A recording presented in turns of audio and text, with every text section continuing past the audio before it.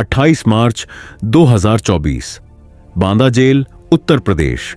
रात के करीब 10:35। एक आदमी अचानक बेचैन हो उठा। सीने में दर्द, सांस रुकने लगी। जेल के अंदर हलचल मच गई।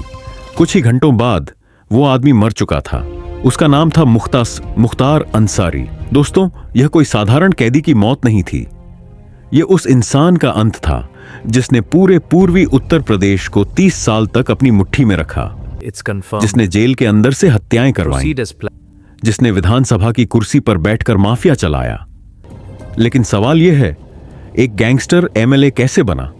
एक हत्यारा सांसद कैसे बना? और उसे रोकने वाला कोई क्यों नहीं था 30 साल तक?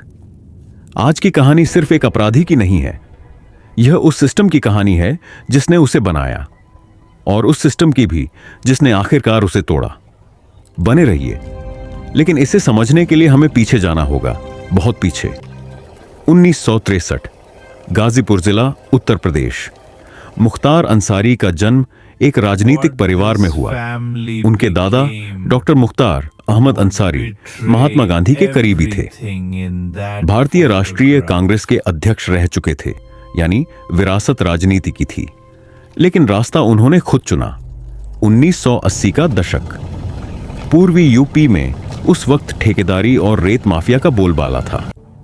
गाजीपुर, मऊ, वाराणसी, इन जिलों में जो बाहुबली था उसी की सरकार चलती थी। मुख्तार ने शुरुआत की छोटे मोटे ठेकों से, फिर धमकी, फिर हथियार, फिर हत्या। उनका पहला बड़ा नाम तब आया जब उन्होंने गाजीपुर में अपने प्रतिद्वंद्वियों को एक एक करके रास्ते से हटाना शुरू किया। यह कोई फिल्म की कहानी नहीं थी, यह यूपी की जमीनी हकीकत थी। 1996 में मुख्तार अंसारी पहली बार एमएलए बने, मूसदर सीट से, और यहीं से शुरू हुआ वो खेल जिसे देश ने बाहुबली राजनीति का नाम दिया। दोस्तों, आप सोचिए, एक इंसान जेल के अंदर है और बाहर उसका साम्राज्य चल रहा है। मुख्तार अंसारी पर कुल 65 से ज्यादा आपराधिक मुकदमे दर्ज थे।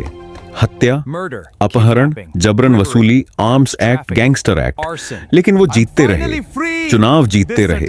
2005 में उन्होंने बीएसपी के टिकट पर चुनाव जीता, जेल से। हाँ, जेल के अंदर से उम्मीदवारी दाखिल की, जेल के अंदर से प्रचार हुआ और जीत भी गए। क्या आप जानते हैं, वो 2005 से 2017 तक लगातार जेल में रहे और हर बार चुनाव जीतते रहे। यह सिस्टम की विफलता नहीं थी, यह सिस्टम की मिली भगत थी। उनके गैंग का नेटवर्क 3 राज्यों में फैला था, यूपी, पंजाब, दिल्ली। ठेकों की लूट, कोयला खदानें, रेत माफिया, सरकारी निर्माण में कमीशन, और इस पूरे नेटवर्क की रीढ़ थी राजनीतिक संरक्षण। 2005 का कृष्णानंद राय हत्याकांड। बीजेपी विधायक कृष्णानंद राय मुख्तार के सबसे बड़े राजनीतिक दुश्मन। 29 नवंबर 2005 को उनके काफिले पर AK-47 से हमला हुआ। 400 से ज्यादा गोलियां चलाई गईं। कृष्णानंद राय और उनके साथ 7 और लोग मारे गए। यह कोई मामूली हत्या नहीं थी, यह एक संदेश था। संदेश यह था, हम जेल में हैं, फिर भी अछूत हैं। दोस्तों, यहां एक बड़ा सवाल उठता है, इतने मुकदमे, इतने सबूत, इतनी हत्याएं, फिर भी न्याय क्यों नहीं मिला? जवाब एक शब्द में है, राजनीति। मुख्तार अंसारी ने समय के साथ अलग अलग पार्टियों से रिश्ते बनाए। कभी बीएसपी, कभी एसपी, कभी अपनी खुद की पार्टी, कौमी एकता दल। जब भी कोई सरकार उनके खिलाफ कड़ी कार्रवाई करने लगती तो कहीं ना कहीं से दबाव आता। 2017 तक की बात करें तो मुख्तार यूपी की जेलों में थे, लेकिन उनकी जेल भी किसी 5 सितारा सुविधा से कम नहीं थी। अंदर मोबाइल, अंदर मीटिंगें, अंदर से आदेश। 2021 में पंजाब सरकार ने उन्हें रोपड़ जेल में रखा। यूपी पुलिस उन्हें वापस मांग रही थी, पंजाब सरकार देने से मना कर रही थी। यह कोई कानूनी विवाद नहीं था, यह राजनीतिक शहमात का खेल था। सुप्रीम कोर्ट तक मामला गया और तब जाकर अप्रैल 2021 में मुख्तार को यूपी वापस लाया गया। लेकिन तब तक बहुत देर हो चुकी थी, 30 साल की देरी। कृष्णानंद राय का परिवार आज भी इंतजार में था न्याय के लिए। 2017 उत्तर प्रदेश में सरकार बदली, योगी आदित्यनाथ मुख्यमंत्री बने और उन्होंने एक काम किया जो पिछले 30 सालों में किसी ने नहीं किया था। उन्होंने यूपी पुलिस को एक सीधा आदेश दिया, माफिया की संपत्ति जब्त करो, उनके नेटवर्क को तोड़ो, कोई राजनीतिक संरक्षण नहीं चलेगा। एसटीएफ स्पेशल टास्क फोर्स को मुख्तार अंसारी के पूरे नेटवर्क की जांच सौंपी गई। ईडी प्रवर्तन निदेशालय ने मनी लॉन्ड्रिंग की जांच शुरू की। सीबीआई ने अलग से केस दर्ज किए और धीरे धीरे परत दर परत मुख्तार साम्राज्य उघड़ने लगा। गाजीपुर, मऊ, वाराणसी में करोड़ों की संपत्ति जब्त हुई। बेनामी प्रॉपर्टी, ठेकेदारी कंपनियां, नकदी। उनके करीबी एक एक करके गिरफ्तार होने लगे। उनके बेटे अब्बास अंसारी पर भी केस दर्ज हुए और सबसे बड़ा झटका था 2022 का गैंगस्टर एक्ट के तहत मुकदमा। अब मुख्तार के पास कोई रास्ता नहीं बचा था। जो सिस्टम उन्होंने 30 साल में खड़ा किया था वो एक एक ईंट करके गिरने लगा। फरवरी 2023 गाजीपुर की एक अदालत, कृष्णानंद राय हत्याकांड में फैसला सुनाया गया। मुख्तार अंसारी दोषी, उम्र कैद की सजा। दोस्तों, यह फैसला सुनाई देने में सिर्फ 3 शब्द लगे, लेकिन इसके पीछे थे 18 साल। 18 साल की कानूनी लड़ाई, सैकड़ों सुनवाइयां, गवाहों पर दबाव, वकीलों की धमकियां।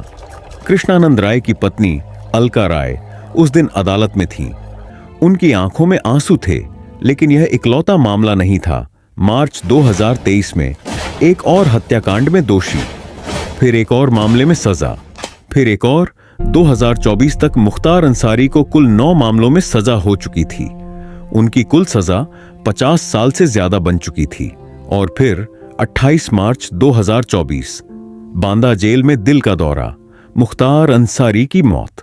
कुछ लोगों ने सवाल उठाए, कुछ ने षड्यंत्र की बात की, लेकिन जांच हुई, पोस्टमार्टम हुआ, रिपोर्ट आई, नैसर्गिक मौत।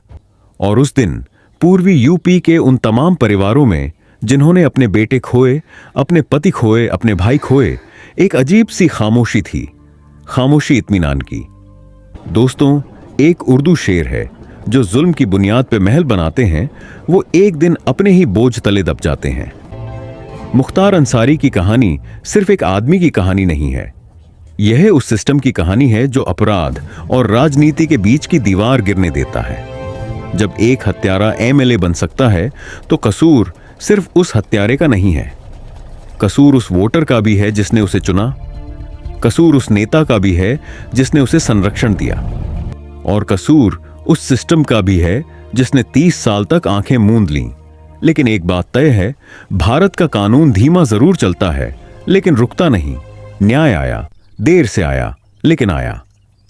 अब आपसे एक सवाल, क्या मुख्तार अंसारी अकेले थे या आज भी ऐसे दर्जनों मुख्तार हमारी विधानसभाओं में बैठे हैं? कमेंट में बताइए, आपके हिसाब से माफिया राजनीति को खत्म करने का असली रास्ता क्या है? अगर यह सच आपको जानना जरूरी लगा तो इस वीडियो को अभी शेयर कीजिए, लाइक कीजिए और हमारा चैनल सब्सक्राइब कीजिए, ताकि भारत की हर असली कहानी आप तक सबसे पहले पहुंचे। ऐसी और कहानियां आने वाली हैं जो आपने कभी किसी किताब में नहीं पढ़ी। जय हिंद।